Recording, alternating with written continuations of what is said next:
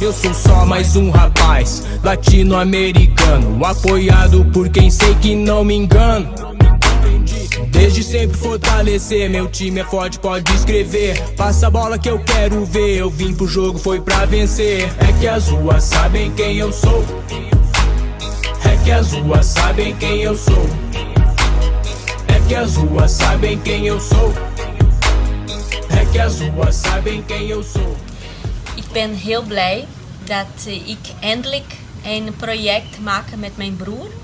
En in deze opera, gecomponeerd met originele tekst, ik heb een speciale rol geschreven voor hem. Dat is de rol van de Curupira. Wow. Hij gaat even de protestsong doen. Cadê arara, azulão e caburé? O peixe, boi, pirarucu e jacaré. Wij zijn op distance. Ik ben in Nederland en mijn broer is in Brazilië. Curupira. A minha impressão é que a gente está visitando o nosso folclore e dialogando com o público, mostrando o respeito que a gente tem primeiro pela natureza e pelos povos que são realmente os donos da terra, né? Os povos indígenas, originários.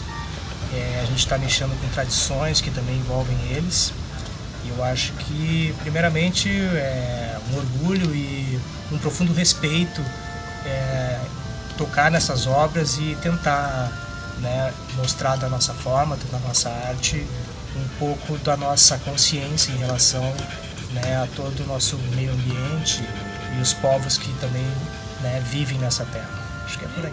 Deze opera gaat ook een hip-hop brengen en dat is heel interessant. Dus een kunstvorm die actueel is, met gebruik van technologie en met een boodschap die is heel belangrijk nu in de wereld. Kom naar het theater en beleven met ons deze werk met de samenwerking van Brazilië en Nederland. Tot zo!